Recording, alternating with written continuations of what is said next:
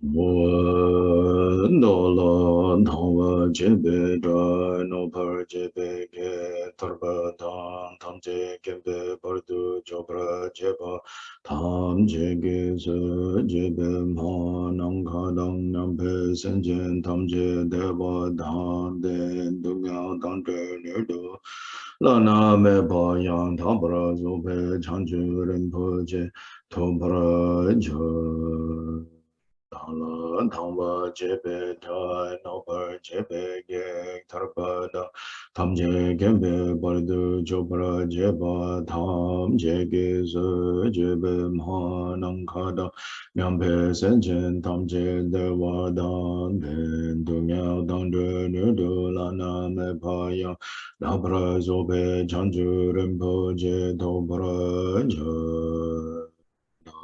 Dhamma jebe dra nopa jebe ge tarpa dam tam je kembe bardu chopra jeba tam je ge su jebe ma nang ka dang nyampe sen chen tam je dewa dan den tung ya dang de ne do la na me pa yang Nabra zobe janju rinpo je topra je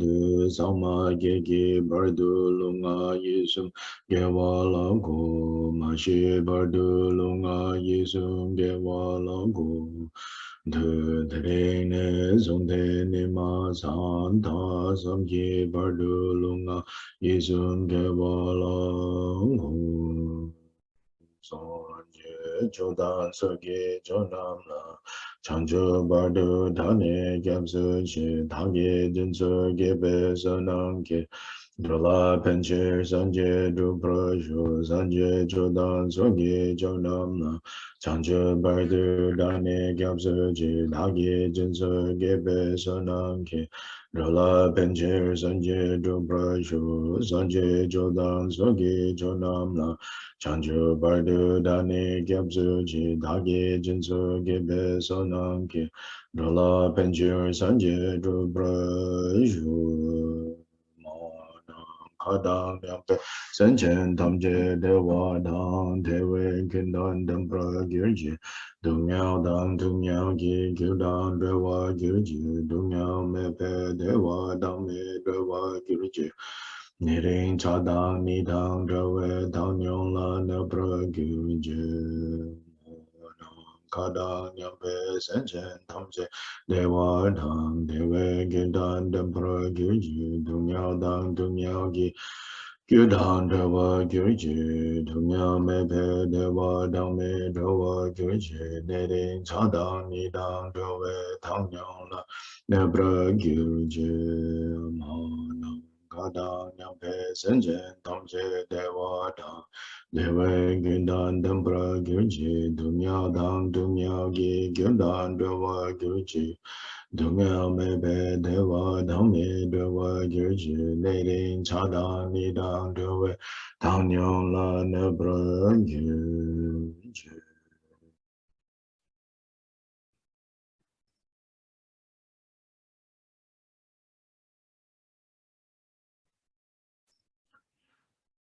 In all the worlds of the 10 directions, recite Tathagatas of the 3 times. Before each of you, lions among humans, I prostrate joyfully with body, speech, and mind. By the power of this aspiration to noble deeds, all conquerors appear vividly in my mind. With as many bodies as there are atoms in all lands, I prostrate to all you conquerors. In each atom are Buddhas, numberless as atoms, all in the midst of the heirs of the Buddhas. Thus I conceive of this Dharma Dhatu as completely filled with you conquerors in this way. With infinite oceans of praise and oceans of diverse melodies, I sing the excellent qualities of all you conquerors, and praise all of you gone to bliss. with the best flowers and best garlands, best music, ointments, and excellent parasols, finest lamps and superior incense I offer to you, conquerors, with excellent garments and best fragrances and sandalwood powder, heap high as Mount Meru. All wondrous offerings perfectly arranged I offer to you, conquerors. These vast and unequal offerings to each and every one of you, conquerors, with the power of conviction and noble deeds, I prostrate and offer to all you conquerors. All the harmful deeds that I have done with my body, speech, and mind, under the power of desire, hatred, and ignorance, I confess each and every one of them. I rejoice in all the meritorious deeds of all conquerors in the 10 directions and the heirs of the Buddhas, solitary realizers, hearers still in training and beyond, and all wandering beings, you who are lamps of the worlds of the 10 directions, who have unobstructedly attained Buddhahood through the stages of Bodhi. All you who are my protectors, please turn the unexcelled wheel of Dharma. With palms together, I earnestly beseech you who may intend to manifest final nirvana. Please remain for as many eons as there are atoms in the world for the happiness and well-being of all wandering beings. Whatever slight virtue that may have been gathered through prostrating, offering, confessing, rejoicing, requesting, and beseeching, I now dedicate to complete Bodhi.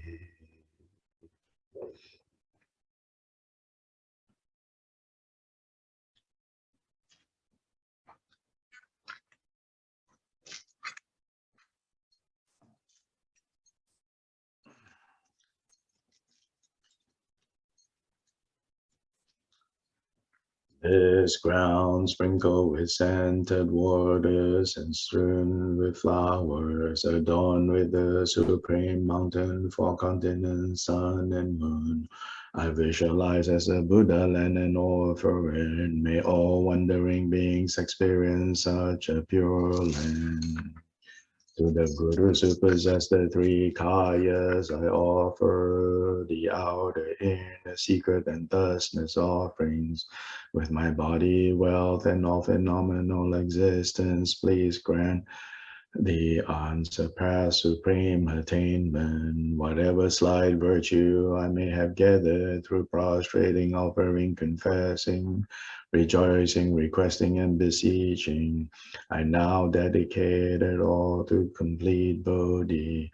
Om Guru Deva Dhakini Ratna Mandala Pratecha Soham. Please turn the wheel of Dharma of the greater, lesser, and common vehicles in accordance with the dispositions and mental capacities of sentient beings. Under Chama Dele Naro Dama Meda Popa to Jin Kong Kate Sunden Zawela Mesha Sajula Mayidam Chokama So one them so Daji Jinjilo. Kya Dragi, Dome Samne Ketam Petum Sumyong Akia Sume Kyong Wado Jechang, Paji Dengum Beshala Dudu Tadu Samye Gyole Meji Jilo Shitu Jeje, Nenge Mata Sene Kyang Sento Dendu To Prajin Jilo. Hong Ur Jien Yu Jin De Chong Sam Pema Gesa Dong Pola Yasen Jokin Madonye, Pema June Sheshu Dong Kodong Kadu Mongpukura. Kekin Jese Ta Dugin Jilo Jishesu So Guru Pema Se De Hong. Ke bodane su sanje kunjing hoboni sen chogung sun ton ze be za we la ma shamla so wa de.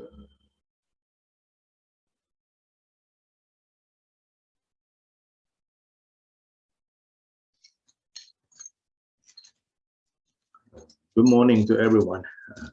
So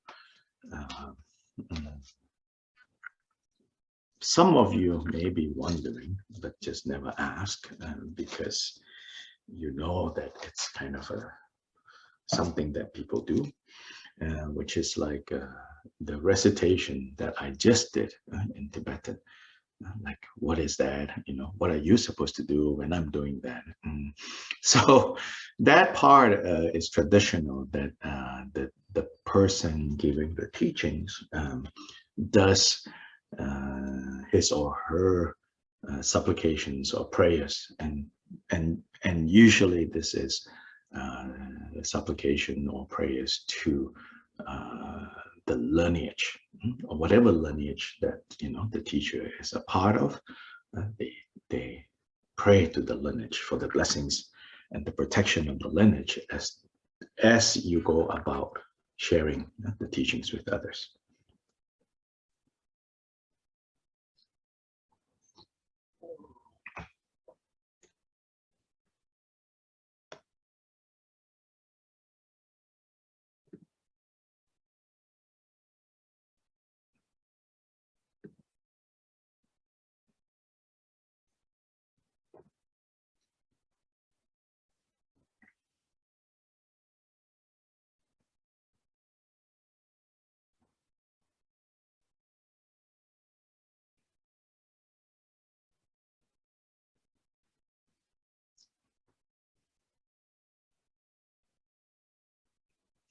In this case, in my case, I do 4 short supplications. Some of you may know what they are and recognize what they are. But for those of you who don't know, the first one is 4 lines supplicating the traditional Kagyu lineage. So the Kagyu lineage. Then the second one is a supplication to the founder of the Drikung Kagyu, Kyopa Jigten Sumgun.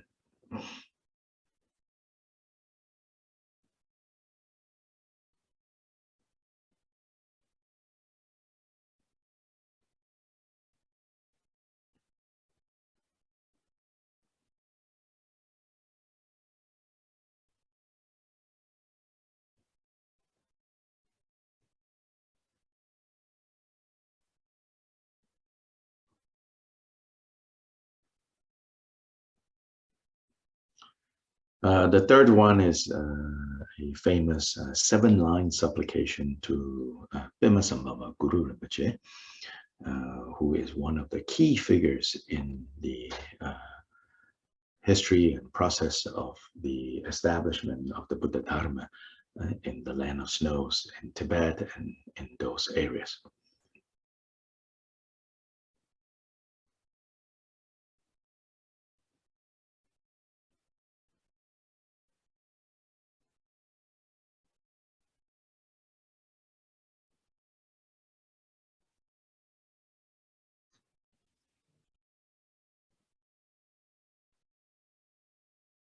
And then the fourth one is a 4-line stanza whereby one supplicates praise to the root guru.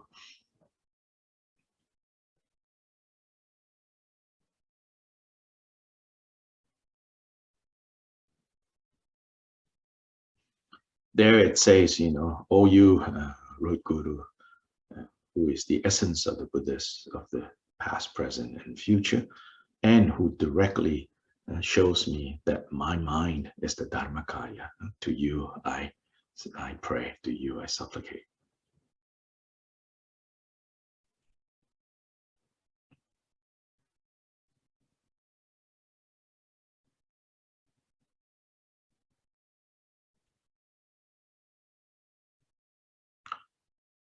Many things you can say about this particular supplication, but I think the main thing I want to emphasize is the reminder to us of the interdependence between the external guide or guides and the effort that we ourselves have to put for the purpose of recognizing that our mind, our nature is the Dharmakaya.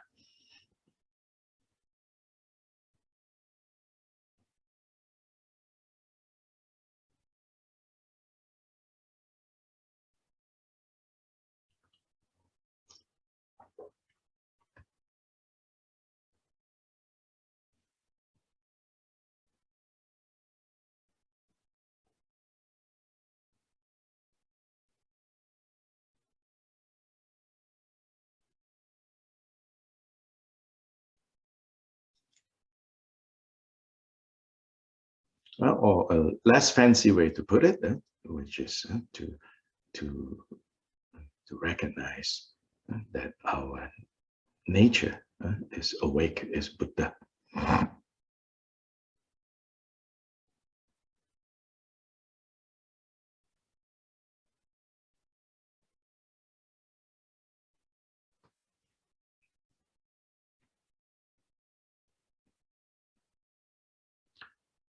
So that's what the recitation is at the end of these opening. And usually the people who are receiving teachings just kind of sit quietly, and you can think of it as, also like the invoking of the blessings of the lineage is also to have all of us be blessed, so that what is taught and what is heard is an auspicious interdependence.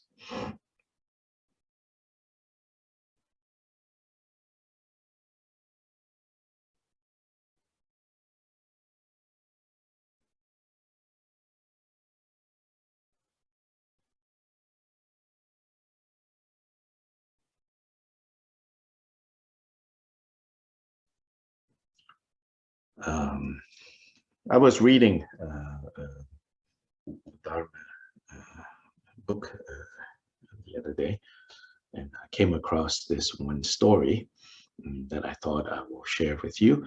This is a story about, the importance of us being vigilant, being mindful, because often entanglements begin in a very innocent and subtle way, and then before long, we're all entangled.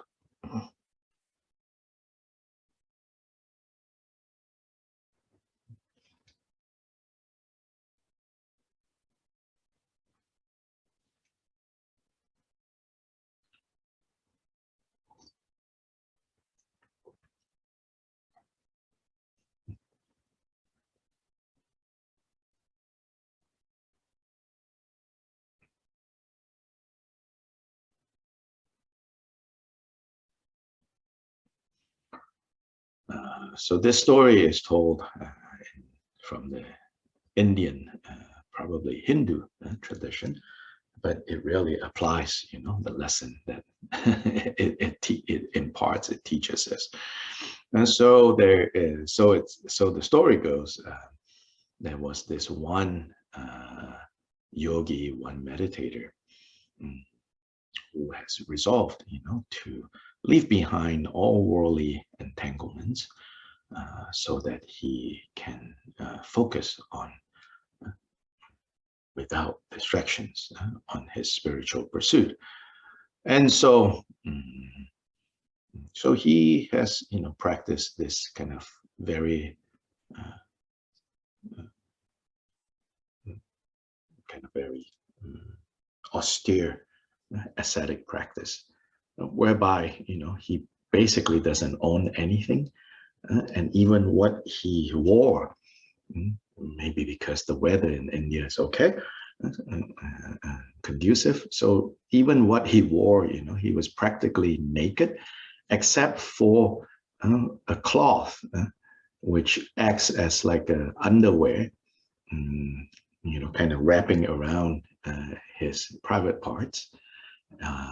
So you could say like even like a little bikini underwear, like some of these Indian yogis that you might have seen in pictures. So that is all he has. So he's diligently, meditating.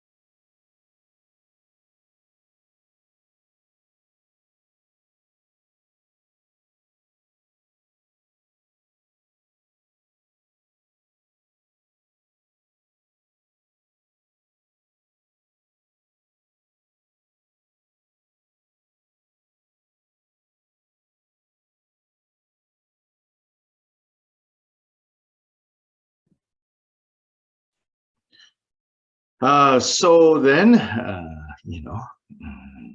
being that it's also India, it's hot, it's humid. Before long, it's like, okay, I need to wash this piece of cloth.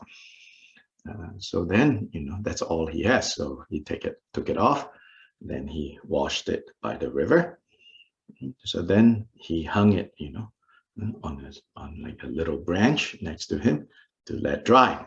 Now, of course, in India, a naked ascetic is not such a big deal, but nonetheless, so he hung his little piece of cloth, and he continued his practice.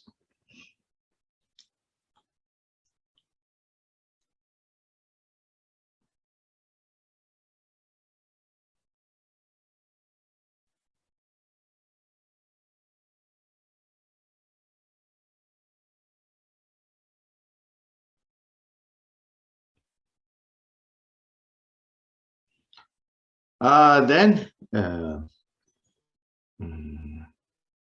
before long, he started to realize there was a little mouse that came and started to nibble, bite his cotton underwear.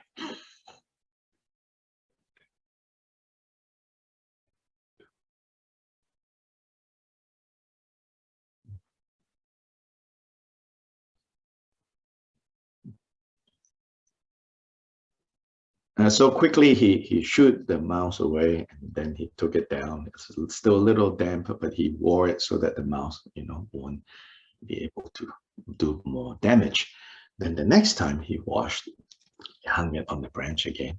Again, the mouse came.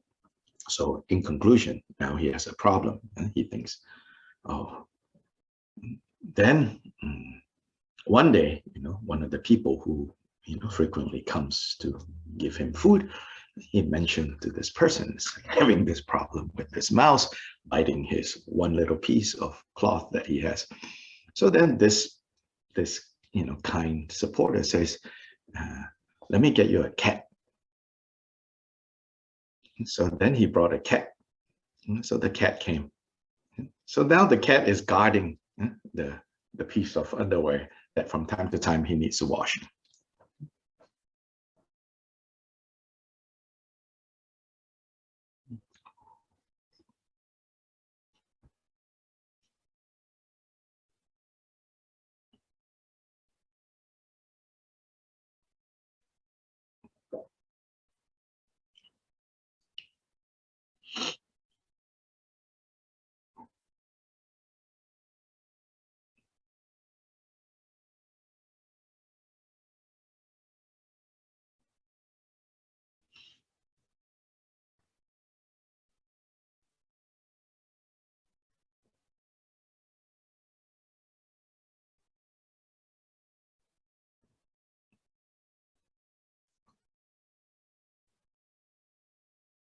So the cat was doing a good job, and then he, after a while, he thought, oh, I should really take good care of this cat. I should, make sure the cat has milk. So then, he asked the supporters that come by, said, can you all bring milk? A long story short, or shorter, before long, somebody said, look, your cat needs milk all the time. It's kind of troublesome for us to try to remember to bring. You know what? I have an extra goat. Why don't I give you a goat? You can just tie the goat over there. There's grass, then the milk you can milk and you can give your cat. And he thought, oh, okay, well, that sounds like a good solution. So then a goat turns up.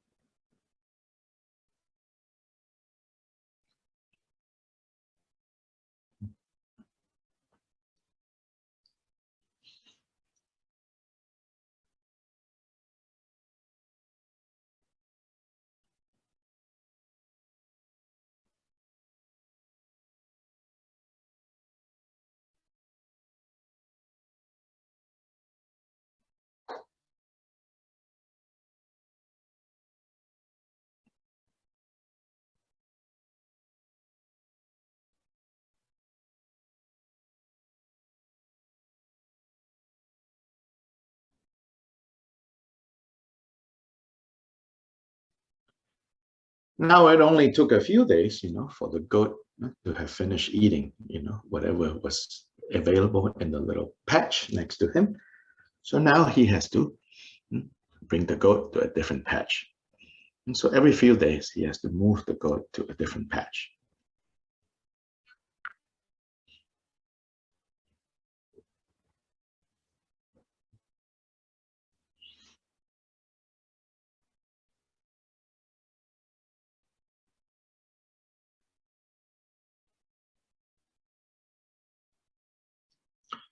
Before long, he had to tell the people who bring him food, like, hey, could you help me, with this goat?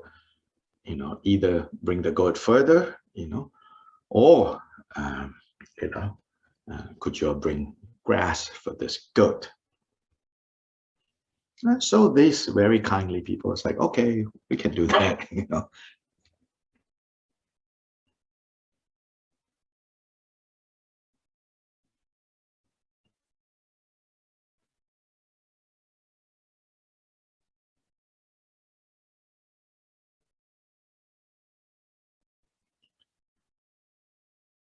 And then this one couple that has been helping him with the goat and helping very well. And this couple, said to him, you know, your goat, it produces a lot of milk, even after you give your cat and even after you drink, there is more milk left. You know what? Why don't you sell this milk?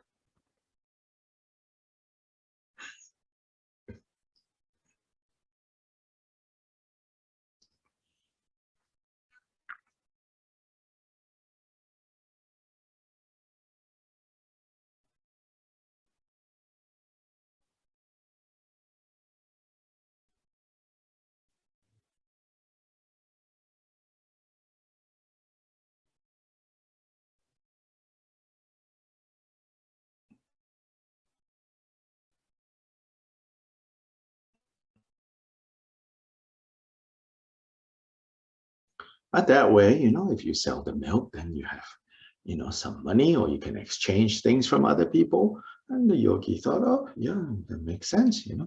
So I started to sell the milk, and then lots of people like the milk. They're always the yogis, goat's milk, very special. And so people come, and so the demand for goat milk went up.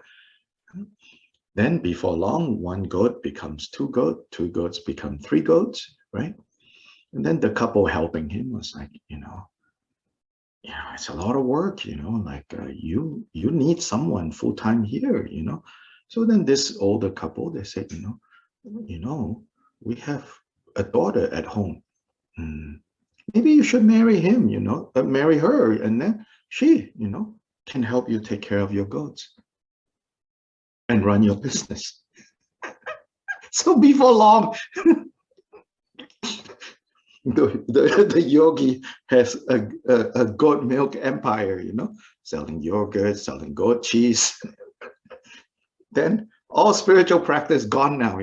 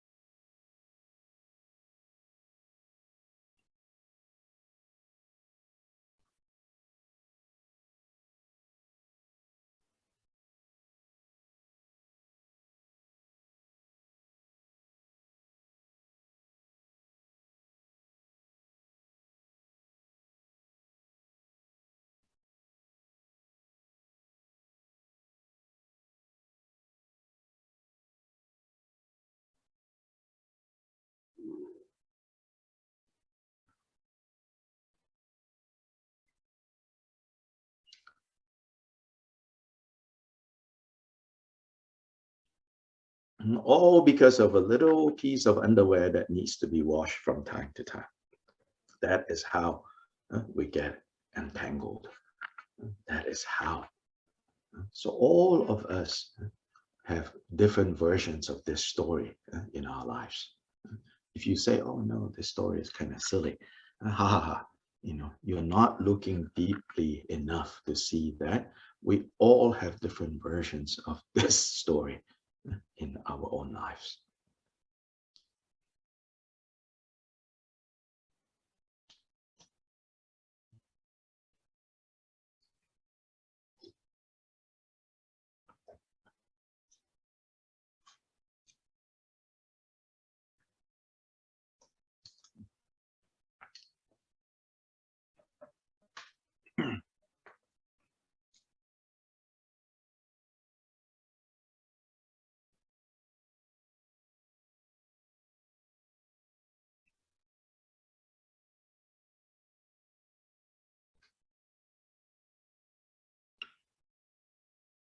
We all have all these stories, versions of this story where, every step seems reasonable. Every step seems, oh, I'm just being responsible. Then you look around and you're like, I can't get out anymore. I'm trapped. No choice. We say no choice, no choice. There are choices. We make choices. Choices have consequences. Not always.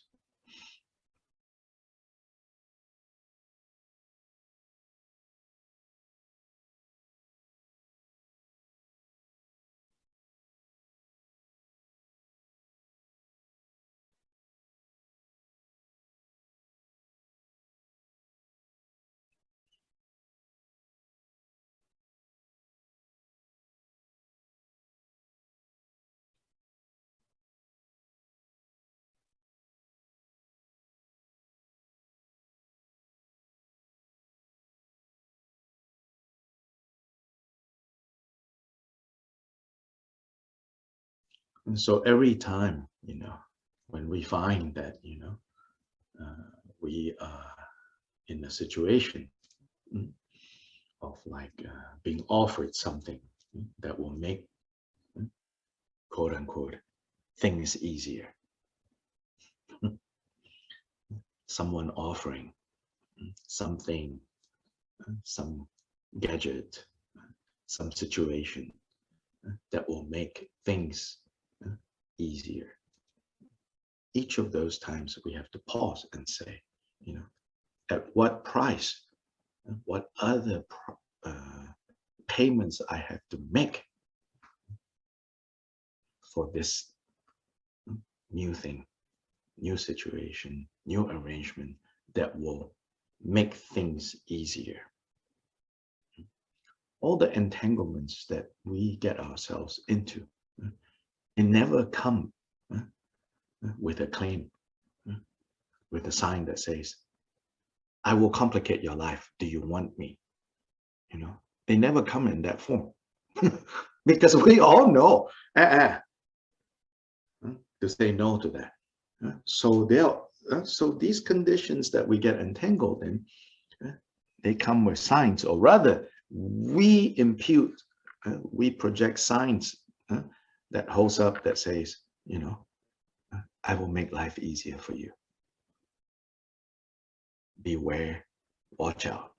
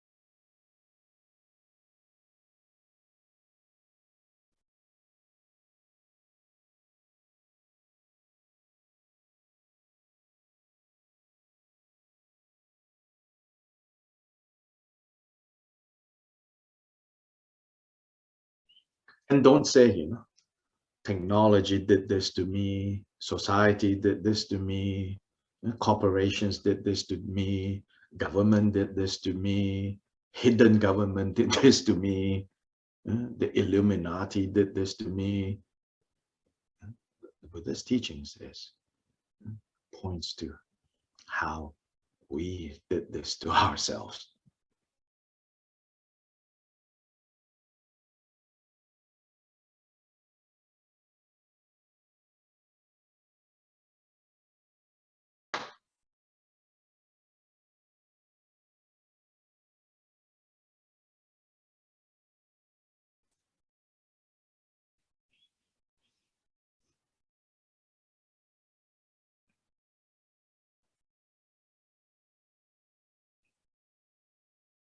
As the expression goes in English, I don't know how translatable this is. This is an inside job. The thief is inside. The culprit is inside. This is an inside job. So in pointing out that this is an inside job, of course it is not to then then give you a reason to hate yourself, to beat yourself over, to beat yourself up. No, to point out that this is an inside job is to say, you have within your hands, even if you don't know yet how to do it, you do have within the palm of your hands, so to say, the key to unentanglement, the key to freedom.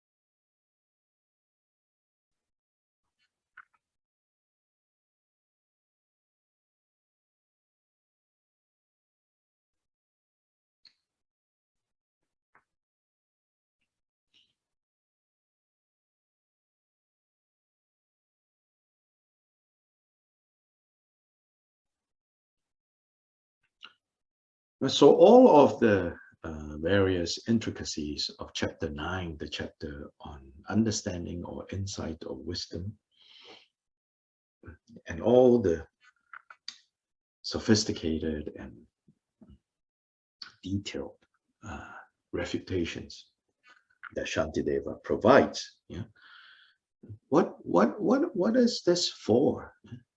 It is geared towards helping us to unentangle ourselves from the mess that we have created.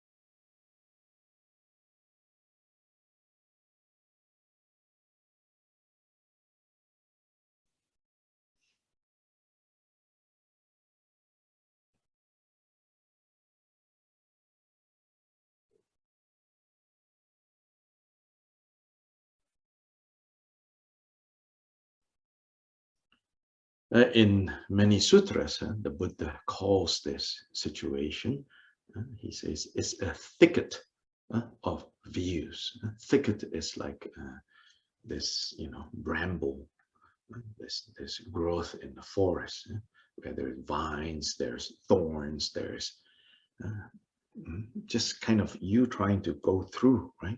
A deep forest that doesn't have a path. So it's easy to get stuck in this thicket of views. So these views, some of these views are inborn, without being taught, like we have seen, right? Without being taught, without being educated, without being brainwashed, every one of us, when we were born, have this inborn, so to say, grasping, inborn sense of self.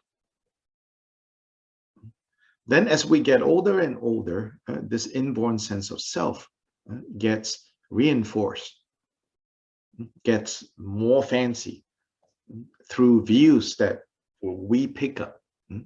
So there is, if you put it in the language of nature and nurture, so there is this grasping, self-grasping that is on the natural nature level.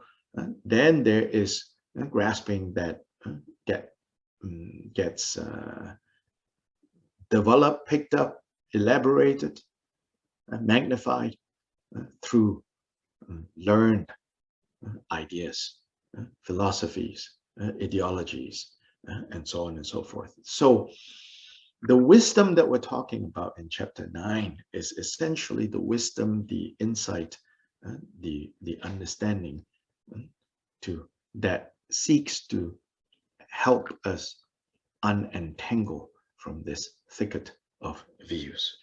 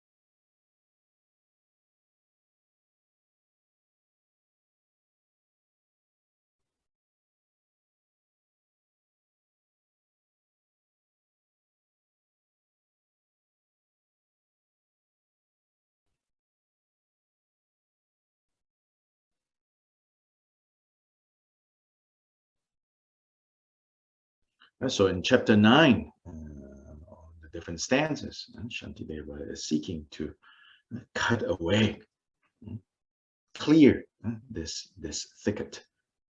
So both with regards to the self-graspings that arise kind of naturally on the basis of, in the human case, on the basis of the presence of the assemblage that we call the five aggregates, these mental, physical, and mental emotional processes, right? That are called body and mind. On the basis of that, grasping naturally, kind of innately turned out without us being taught and educated. And then also he spends a lot of effort in this refuting, dispelling, cutting away views that are picked up, that are learned along the way.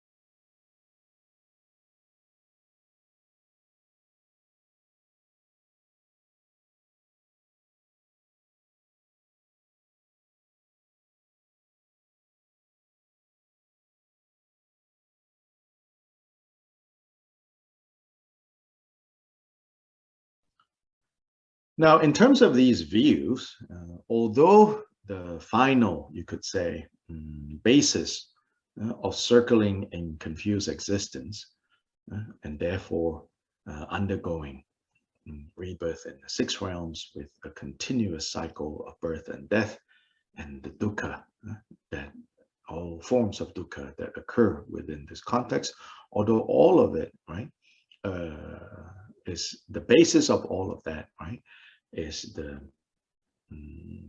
mistaken views about self. So that's the, you could say, the ultimate underlying cause. But on the level of like the immediate cause of suffering, of dukkha, then it is the mistaken view with regards to cause and effect, karma.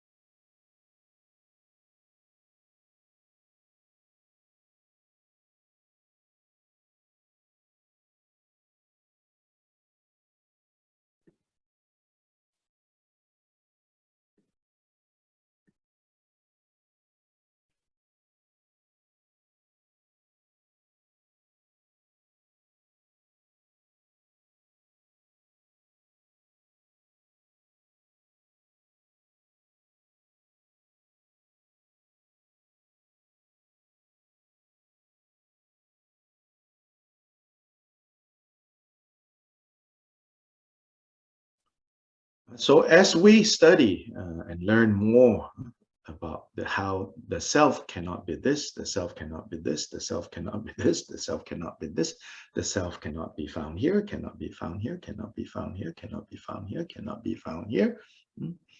We have to be aware that in all of this, when Shantideva, when the Buddha, when Nagarjuna, those who talk about how the self is not this, not this, not this, cannot be this, cannot be this, cannot be this, cannot be this. In all of this, there is never, none of this should lead to the conclusion, or one conclusion.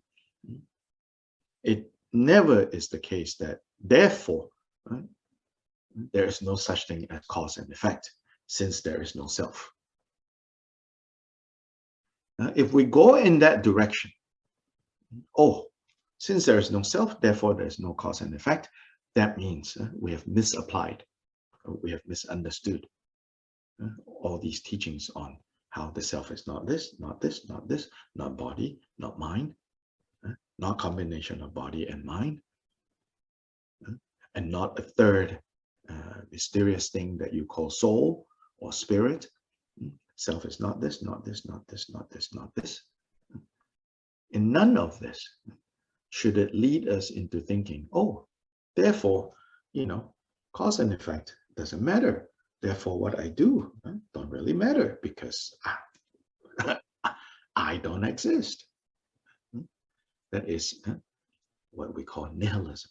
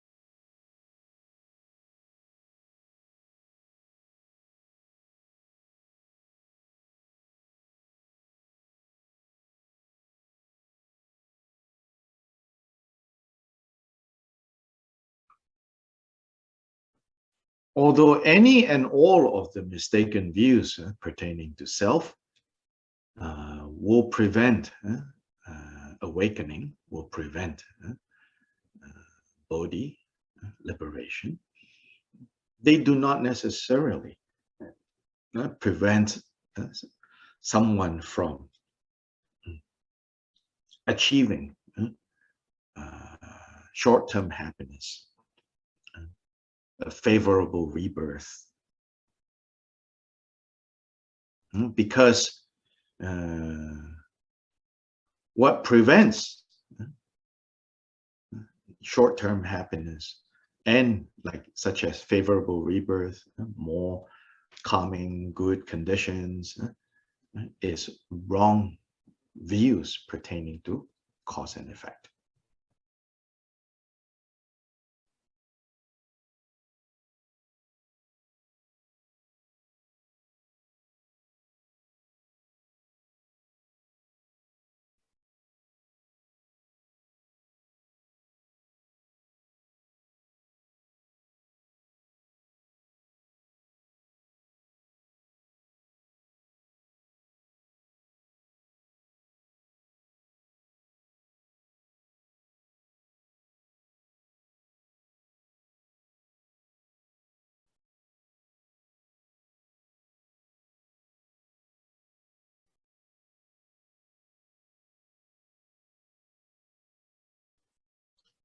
So in fact, there are many instances in the sutras where the Buddha,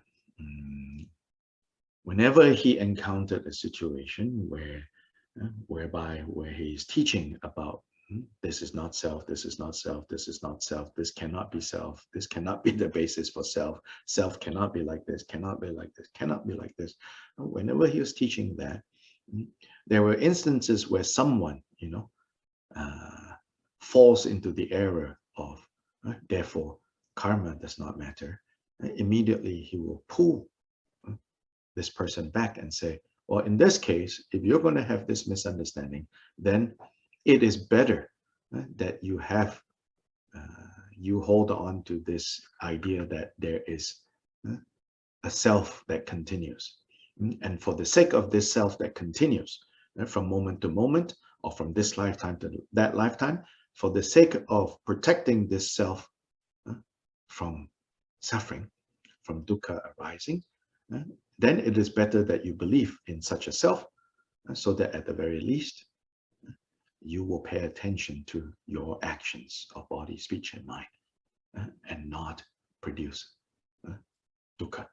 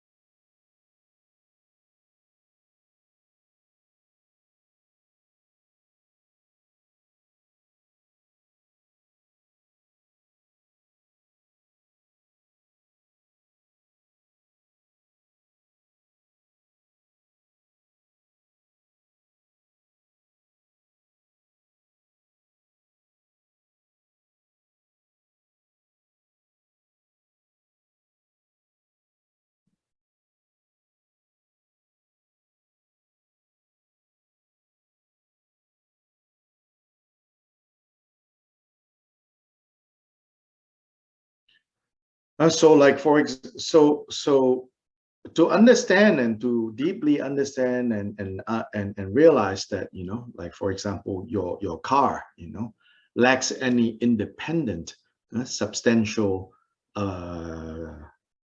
stable, independent self. Your car that you understand is the result of an assemblage of many different parts. to understand that the car doesn't have a self, that the car doesn't have an abiding owner, right? Isness to it. Doesn't, that understanding, that the car doesn't have a self, doesn't make it, not function as a car. You can still ride around in it. You can still drive it around. And more importantly, you can still drive it around to do positive things or recklessly cause accidents and harm. So the good things that you can do with driving your car around and the dangerous things that you can do with driving your car around, that all is still in place.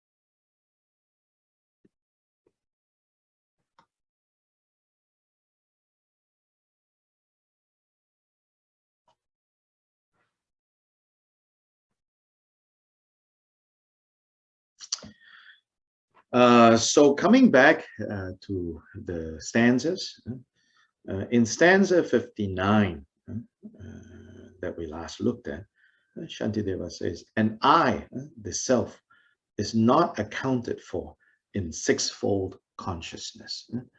So normally there are what we call the five senses, right? But in Buddhist teachings, it says that there are six. So what is the sixth sense? The sixth sense is the intellect.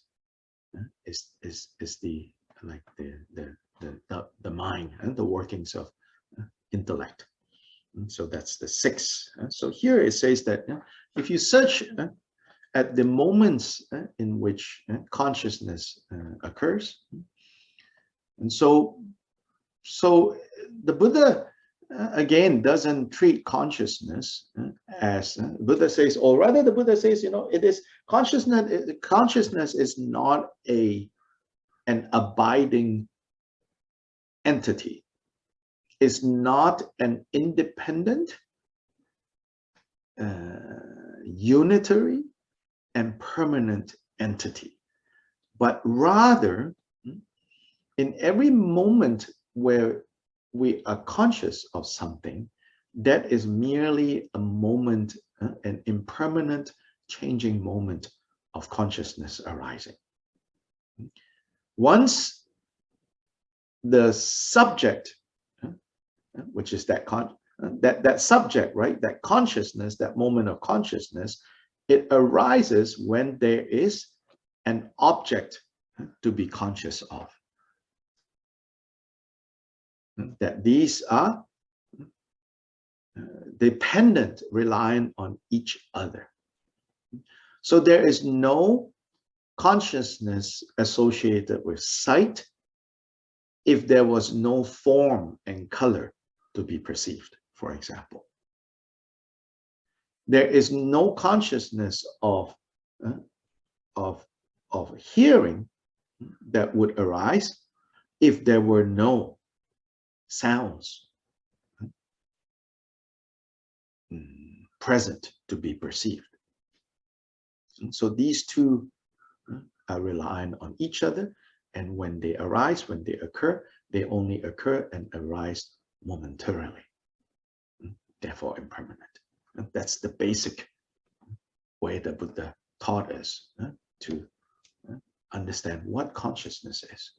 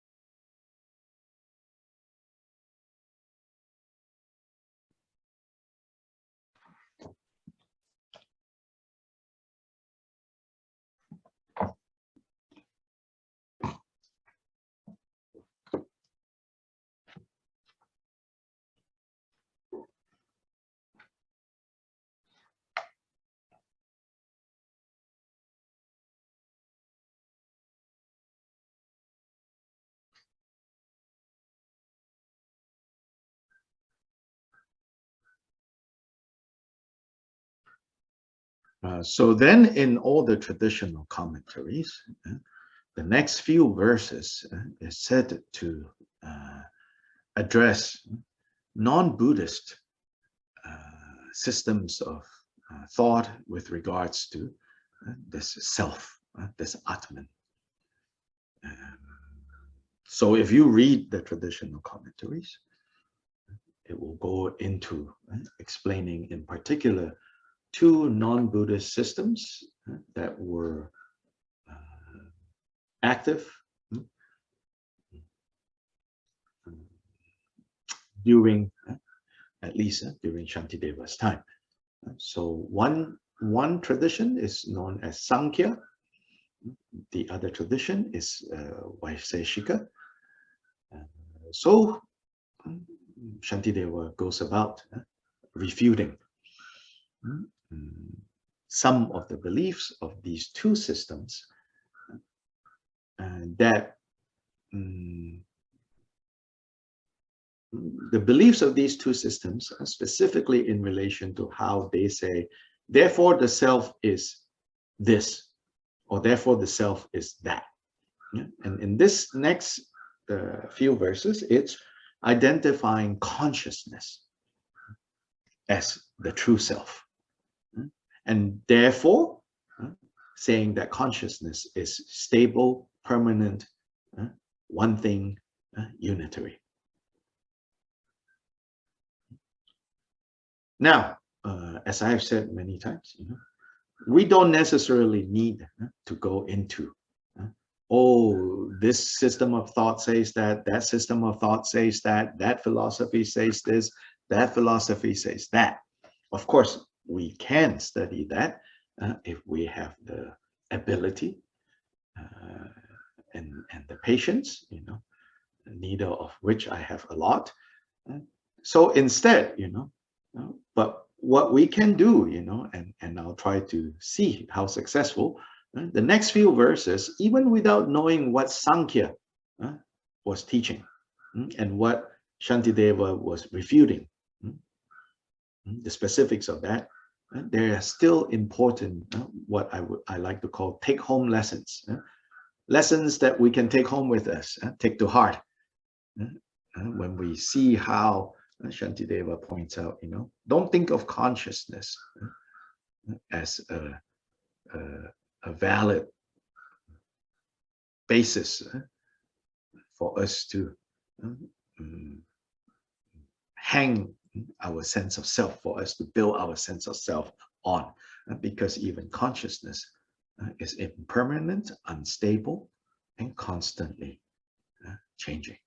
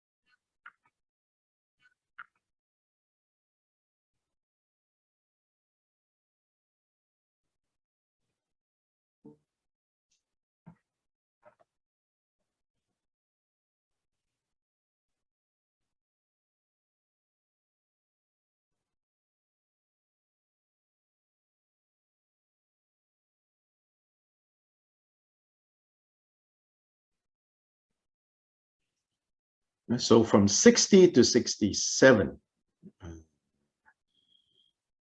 Shantideva refutes, points out the errors of thinking that the self is this consciousness, and therefore self is conscious. And this is the Sankhya.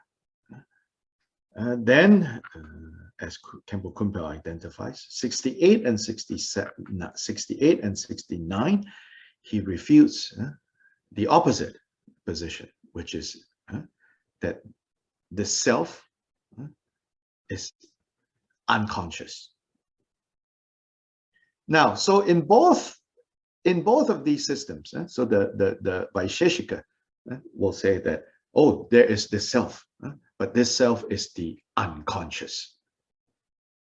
So they have made lack of consciousness into a metaphysical, a sort of like a basis for self even.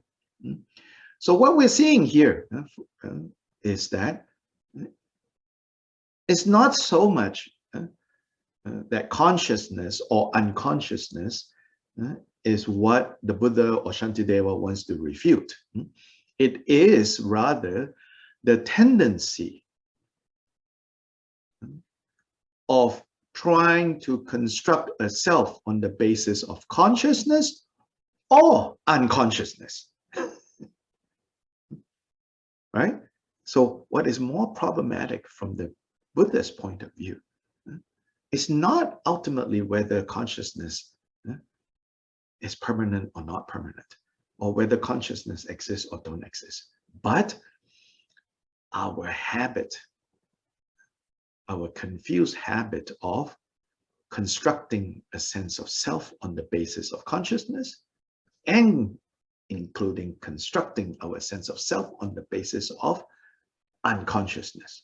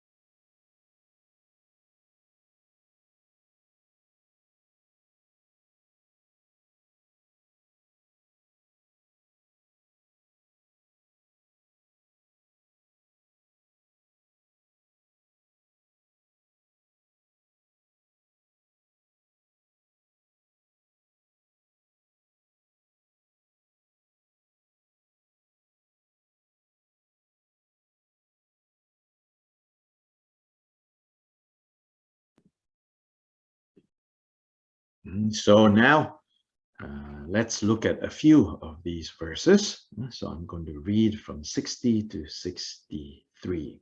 Yeah? If the hearing consciousness is permanent, it follows that it is hearing all the time. And if there is no object, what does it cognize? On what grounds do you call it consciousness? If something that is unconscious knows, it follows that a stick has knowledge also.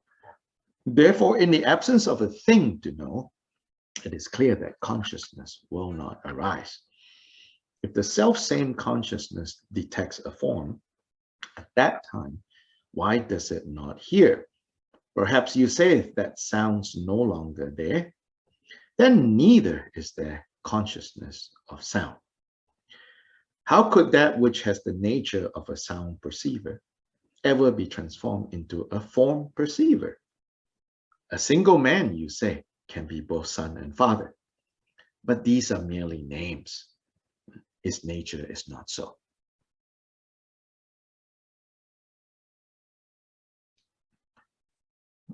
Yeah, so here, in these 4 verses, again, without needing to get into what the Sankhya's believe, we can learn something about the Buddha's teachings on consciousness.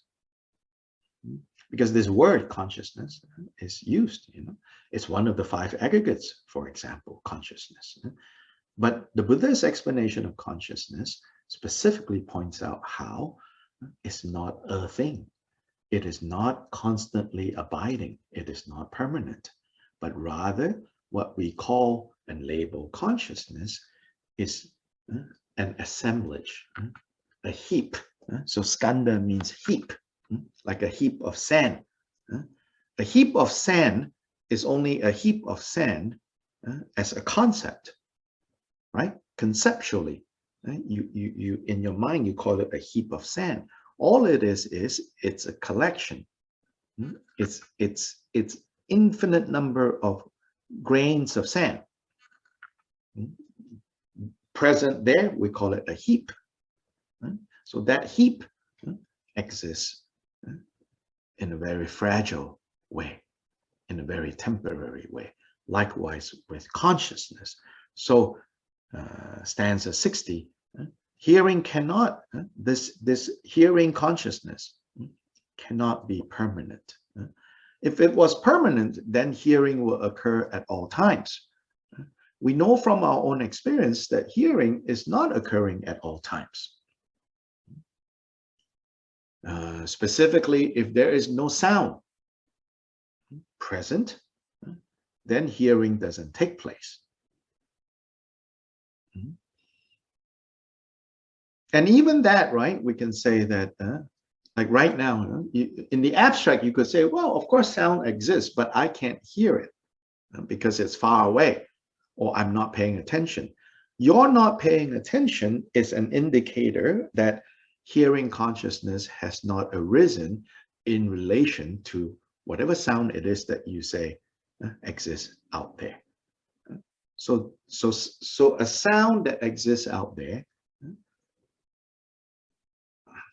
becomes perceivable when your hearing consciousness arises to meet that sound.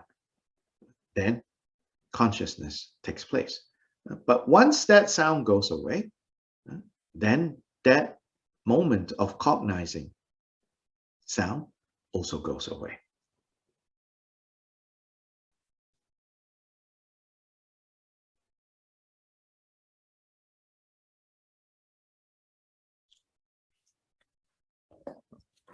Sorry, Dr. Lai. Can you hear me? Yes. Can you repeat again? Which part? That process. A sound that exists out there become perceivable when your hearing consciousness arises to meet that sound. Yes. And then. Yeah. And so then the opposite, if that sound doesn't exist, right? Then that consciousness also cannot exist. And likewise, by extension, that sound also doesn't exist if the consciousness doesn't arise to meet it on the level of our experience. See, that's the important footnote. The Buddha is not a physicist. He's not attempting to explain, the law of physics. He is interested in our experience, our mind. So on the level of our mind, consciousness cannot be something permanent and stable. Consciousness exists momentarily in relation to objects that it is conscious of. That moment of consciousness is conscious of.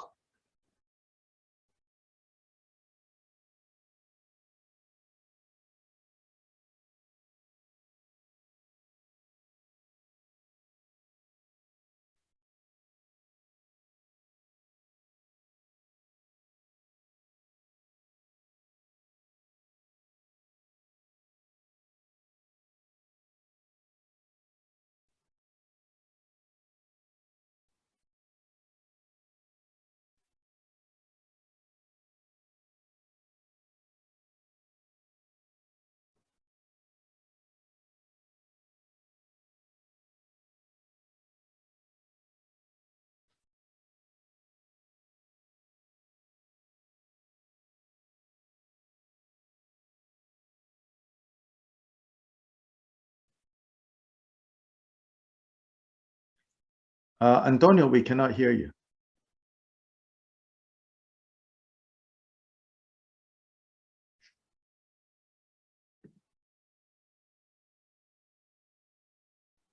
Yep.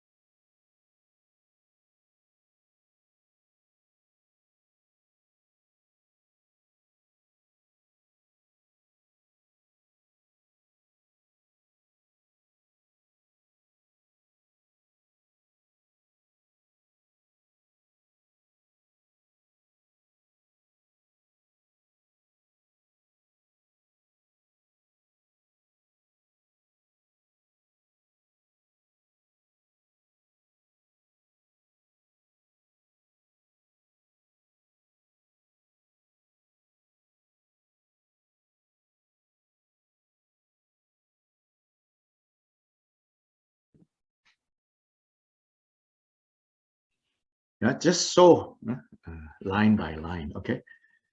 If the hearing consciousness is permanent, it follows that it is hearing all the time. So there are 6 types of consciousness, right? Hearing consciousness, seeing consciousness, smelling consciousness, related to the 6 senses. So Shantideva is using only one of these 6, and of course, meaning it is to be applied to all 6 types. So we should say 6 types of consciousness rather than 6 consciousness. Then now we think, oh, there are 6 things. No, 6 types of consciousness, right? So now he's using hearing. He says, if hearing, or if we can maybe take out the word consciousness even, the way we talk normally. If we say, if hearing is permanent, then it follows that hearing should be occurring all the time. But that's not the case. Insofar as our experience is concerned, we're not always hearing. For one thing, you could say, as a matter of like common expression, we say, I tune in and out. Of course, that statement, I tune in and out, is based on this idea that, oh, there's a true self. And this true self is like, tuning in and out. But of course, that, even that, the Buddha says, let's analyze that, but not here. Here, that is not what's being analyzed. Here is just saying, to those who think that consciousness is a permanent thing, then let's look at consciousness as it pertains to hearing. When it comes to consciousness as it pertains to hearing, it cannot be permanent, because if that was the case, then hearing will be occurring all the time. Both you and my own experience tells us is that that's not the case.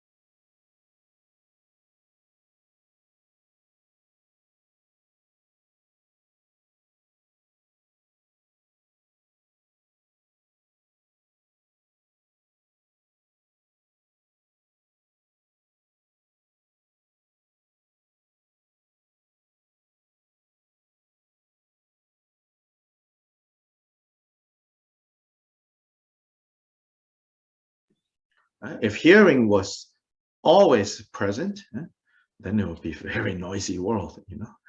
You go insane.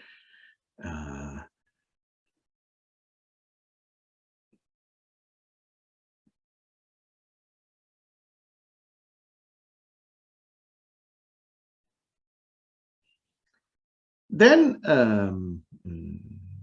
the next two lines, right? It's addressing maybe an objection or a variation of that, and say, so Shantideva says, and if there's no object, what does it cognize? So here he's pointing out the interdependent nature between consciousness, a moment of consciousness, and by definition, to be conscious is to be conscious of something. So if that something to be conscious of isn't there, then we cannot call this consciousness. So the next line, on what grounds do you call it consciousness? If there is a consciousness that doesn't have an object, whose existence is not reliant on an object.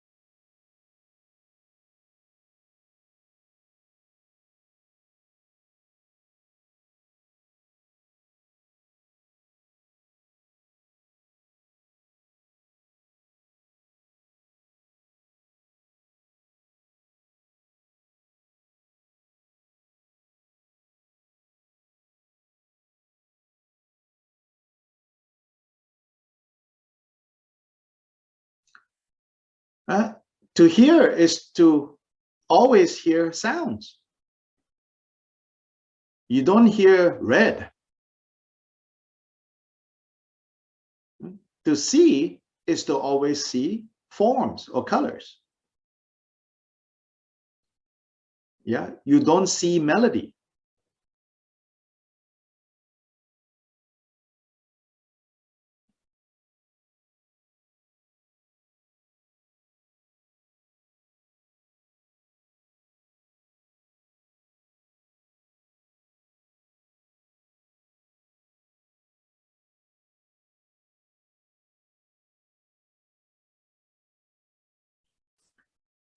So let's now take a break, quick break, then we'll come back, 7 minutes or so, enough time for me to go feed chickens. It's my feeding chicken break.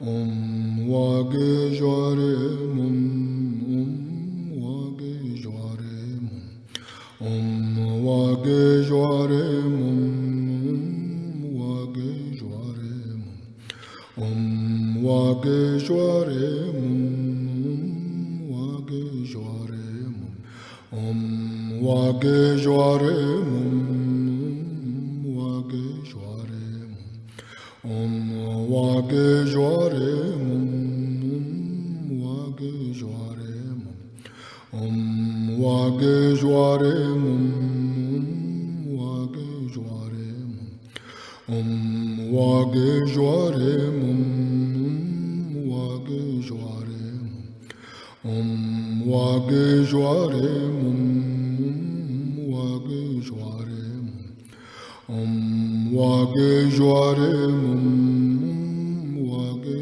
Jware Mum, Om Wage Jware Mum,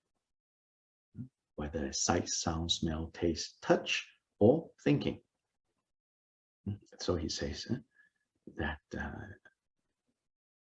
to be conscious, to know, is always to know something.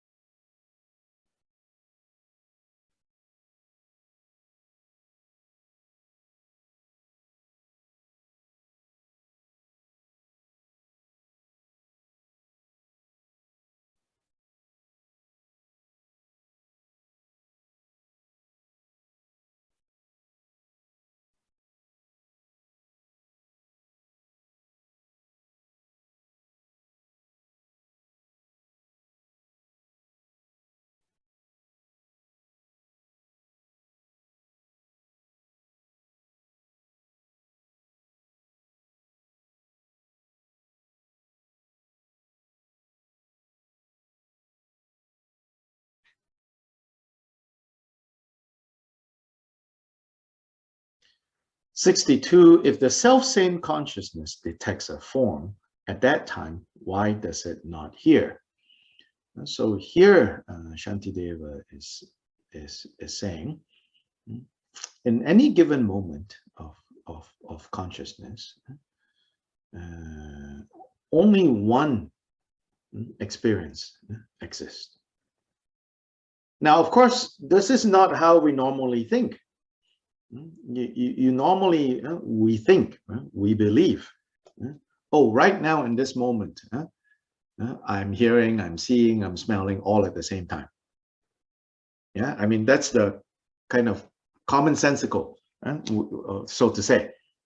We believe that, that right now, all my six senses are at work. Buddha will say, that's very imprecise. You're just making an assumption. Buddha says, if you look closely in the moment, down to the smallest possible moment, you'll see that in every moment, only one perception is going on. So here 62 is saying, if this consciousness was a permanent thing, then when it detects form, it should also hear sound at the same time. But that's not the case. When form is perceived, it is perceived because in that moment, sight consciousness has arisen. And when sight consciousness is present, hearing consciousness is not present. In the next moment, and these moments are very small, like you and I, hard to see unless we have trained our mind to meditate, to be so present that we can see the subtle movement from one to the other.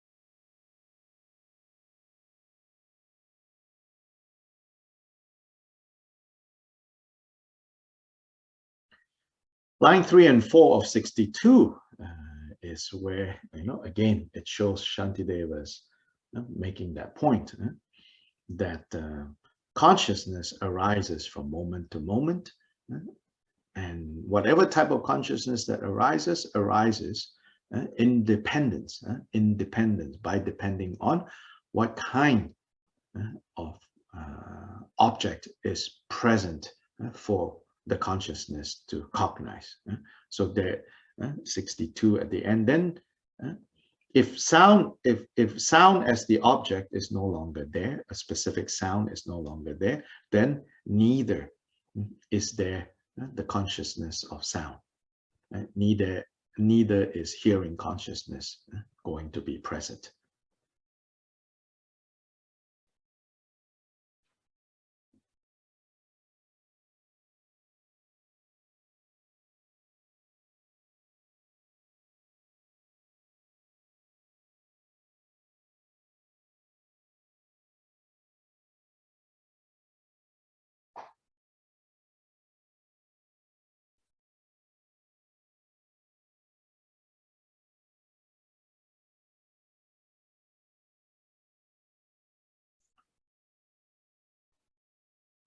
In other words, these experiences, or more specifically, these events, a hearing as an event, as a phenomenon. Hearing only arises when hearing consciousness meets a specific sound. So it's like those, card tents. You playing cards, you put that together, then it stands. So now temporarily you have a card tent. Yeah. If you take one card away, the other card falls. No card tent.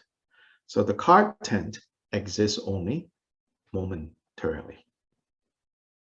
Likewise, all our experiences, all these events are temporary, impermanent, and therefore cannot be an abiding self.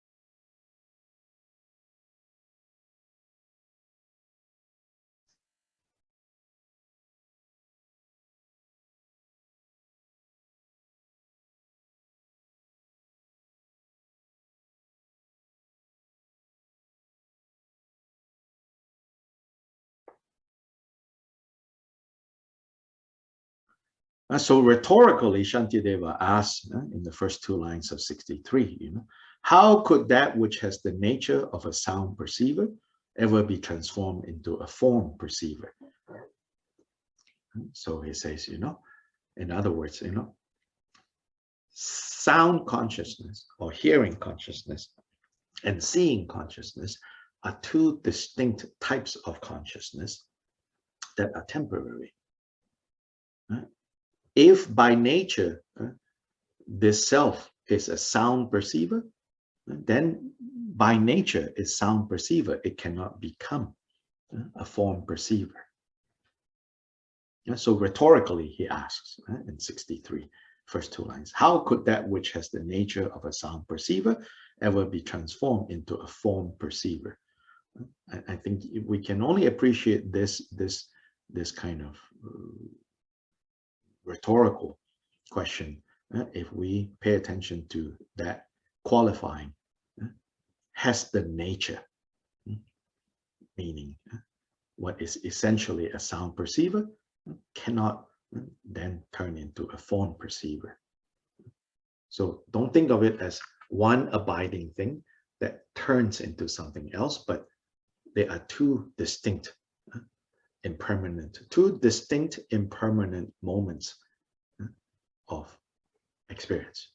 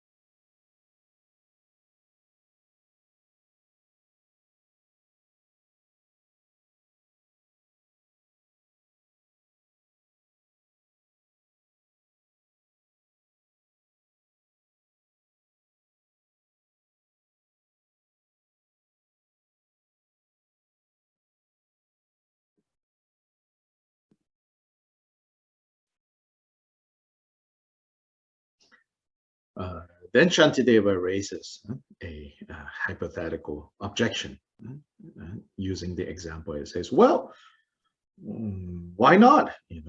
A single man can be both son and father. So sound perceiver, form perceiver. A single man can be a father and a son. Then he responds to this hypothetical objection and he says, but these are merely names. These are merely labels, father and son. His nature is not so. Now, here, Shantideva is not saying that the man has an abiding, unchanging nature.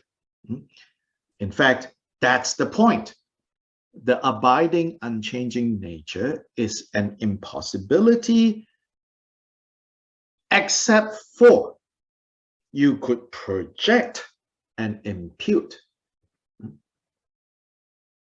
an integrity, a permanence to this notion of, well, it's the same man. Now he is father, simultaneously he is also son. It says, but these are merely labels. Labels based on the functions that are occurring. So this is kind of the Buddha's point. The Buddhist point is that everything is merely labels. When you actually go searching for what is it that is being labeled as such, that thing, that entity, that person, that self can never be found.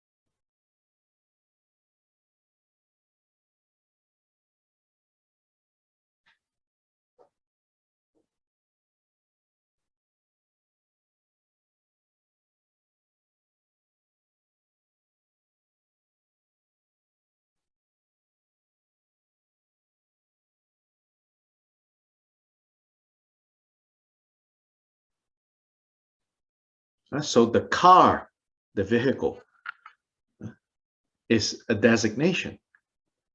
We designate it. We label it as car.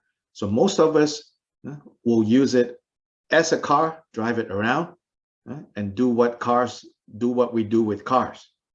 Transport things, transport people from one place to another place. Somebody else, that is home. They live in it.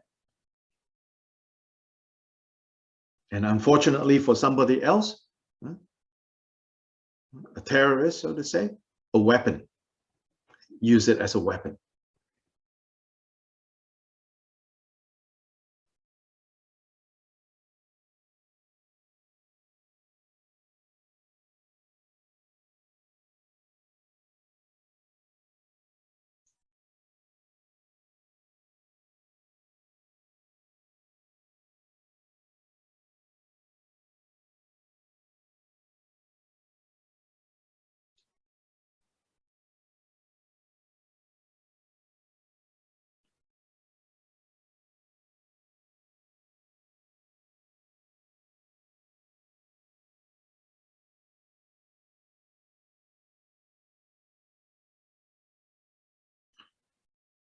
For most of us, I would say, this section in Shantideva's refuting of the Sankhya and the Vaisheshika positions, most of us, I think, will have a hard time getting like the full strength of the refutation because we don't know the specifics of what is being refuted. But we should not despair, because even if we don't know the full force of what is being refuted, we learn some things that many of us still need to learn about the Buddha's position. So we may not know how, the Sankhya's way of thinking has been refuted. Oh, yay, right? Actually, that doesn't matter. In the way that Shantideva is refuting, it shows us, right, what the Buddha's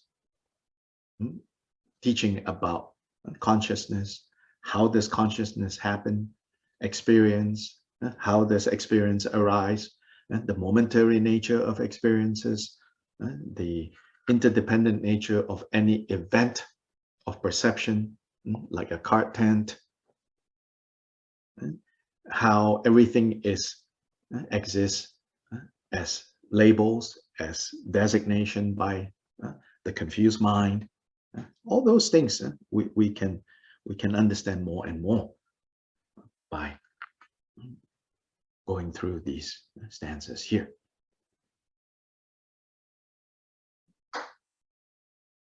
So don't worry so much about exactly what is being refuted, because in order to understand that, we need to study the Sankhya system, the Vaisheshika systems.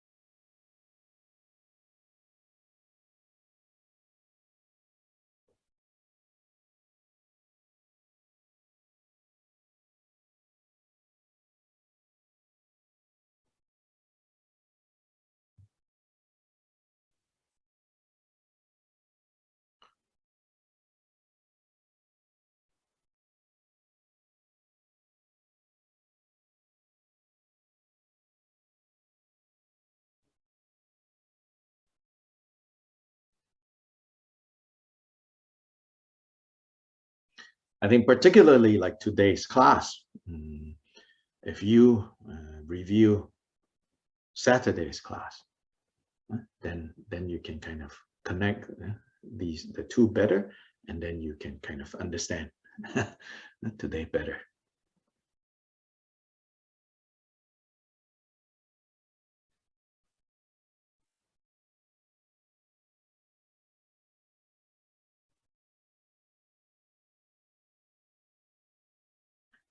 And there were also some discussions and sharing of ideas in last class, I think also very helpful.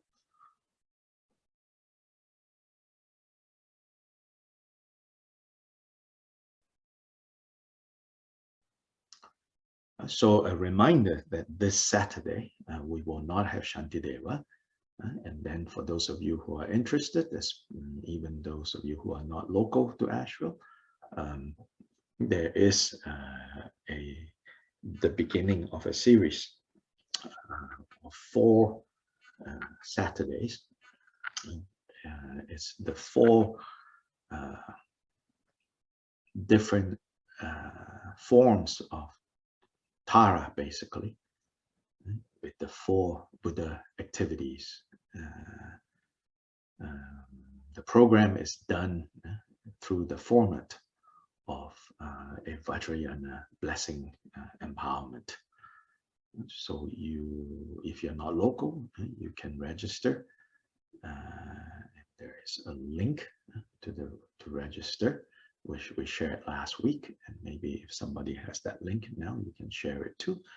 And if somebody has that, is watching on Facebook and has that link, if you can post that, that will be helpful. Omar just shared it on the Zoom chat window, which you have to click before we end this Zoom, otherwise it'll go away.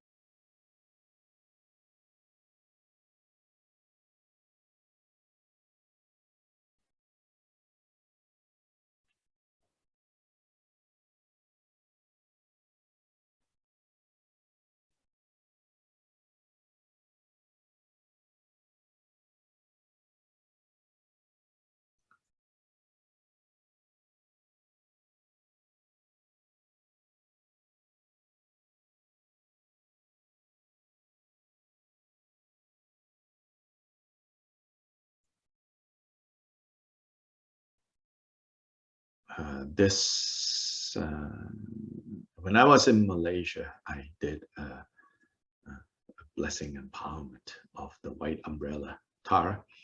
And then on that occasion, those who were there, I gave some explanation and said that when it comes to Vajrayana empowerments, can be given and received on so many different levels.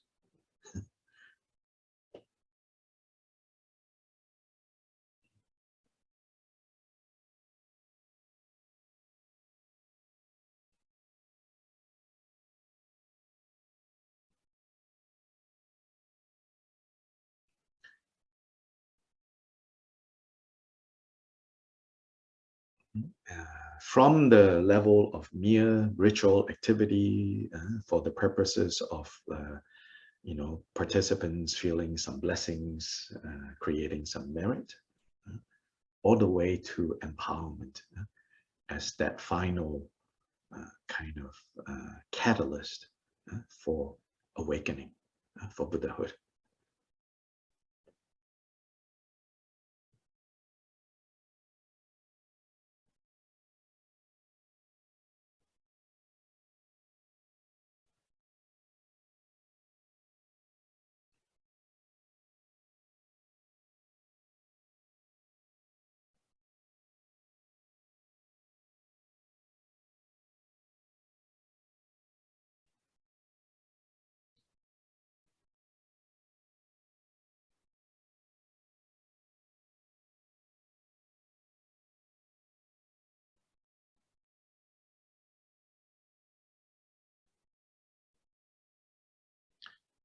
And then within these two, kind of like from the very basic all the way to the very advanced, profound, right?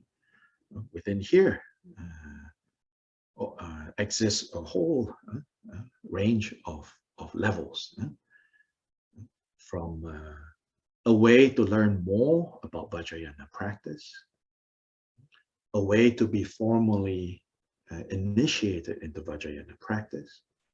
These are two kind of possible levels. And it is in that spirit of these two, rather than these two. A mere ritual, it creates a merit, everyone have a good time. And over here, as the final catalyst for Buddhahood, I don't have that ability, even if the receiver might have that kind of ability. But the giver, I can tell you, have no ability here. Then over here, the mere ritual part, I don't think, I think we should study Shantideva instead, if that's all that we're doing there. But more for the intention of introducing to those who have sincere interest and curiosity about Vajrayana practice, so as a way to learn, and possibly as a way to be more formally initiated into Vajrayana practice.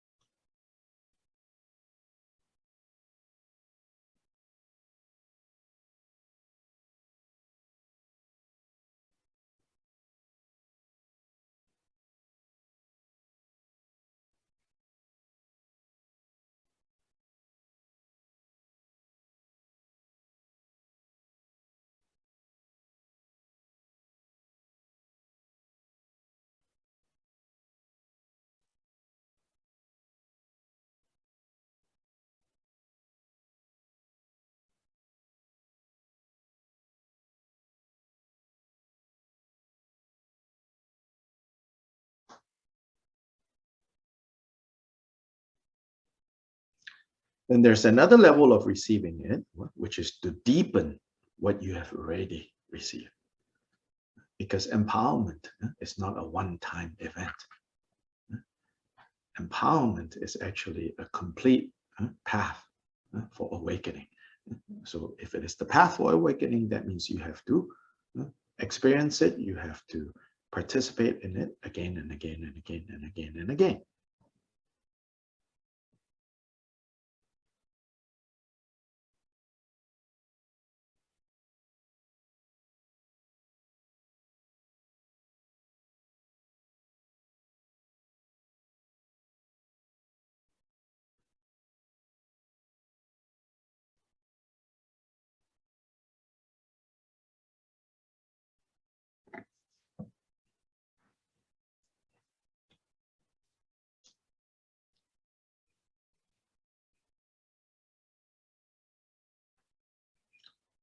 Then there is often, when it comes to Vajrayana empowerment, people will ask, oh, what are the commitments? What are the commitments? What are the commitments?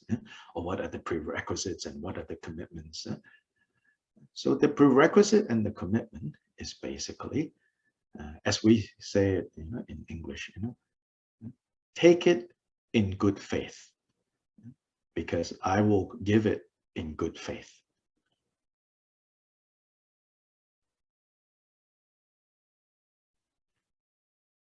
meaning don't have agendas beyond, this is given with the trust that it might be beneficial, and you take it with the feeling only. You take it only if you have the feeling this could be beneficial. And we say, take it in good faith, because I will give it in good faith.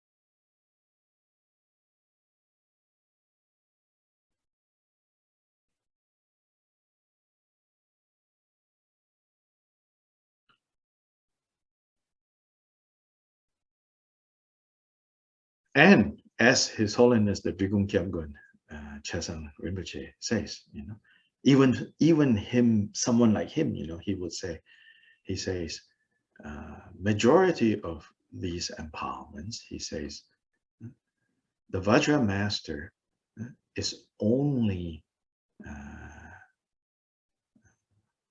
like a midwife, acting as an assistant, acting as a stand-in for the Buddhas. That in fact, if the empowerment is successful, it is because the interdependence between you and the Buddhas are there.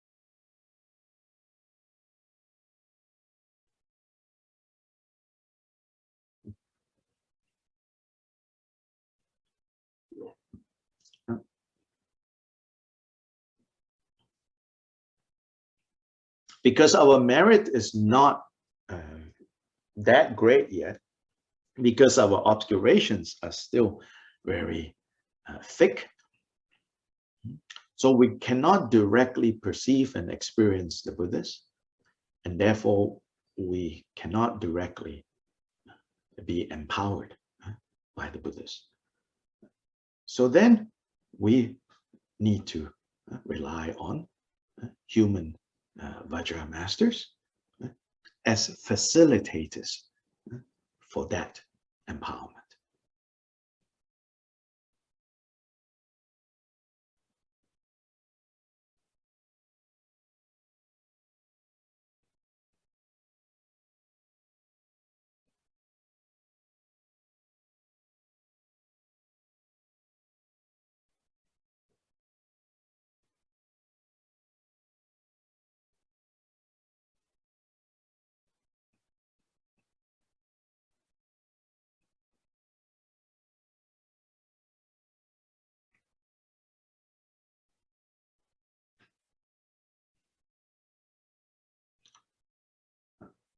Now, of course, even the facilitator,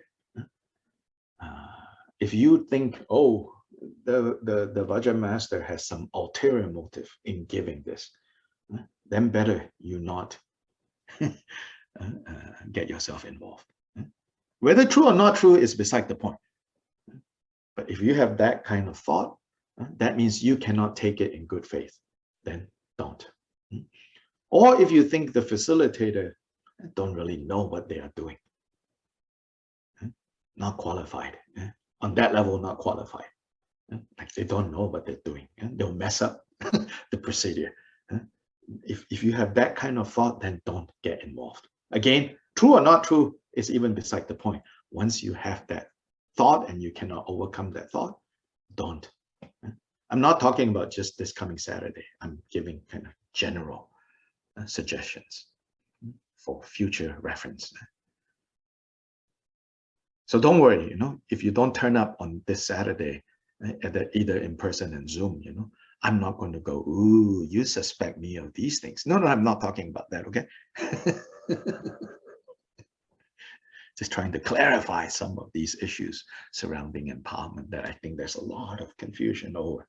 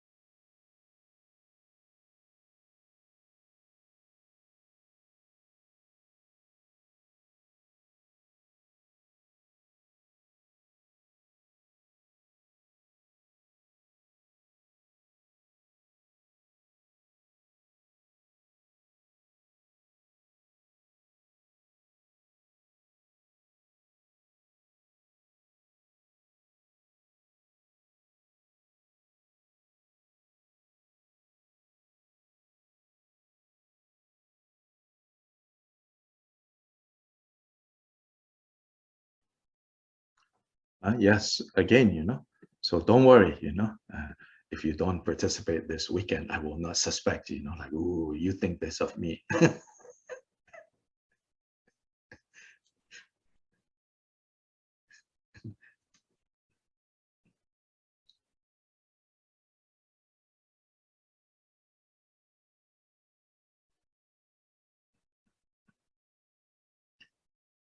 We all have so many reasons, so many different karmas for choosing to do certain things and choosing not to do certain things. So it's all very complex. It's all very complicated.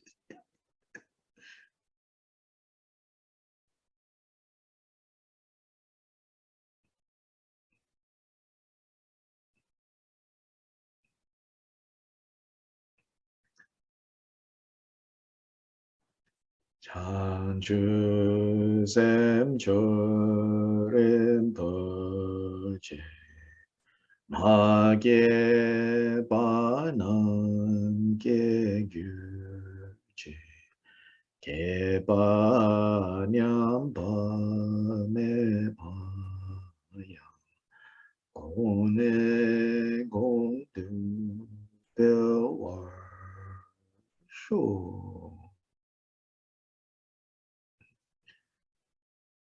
Thank you so much. We will meet next Tuesday for Shantideva. Gracias, Dr. Lee. Thank you, Dr. Lai. Bye-bye. Gracias. Gracias. Antonio. Gracias, doctor. Gracias.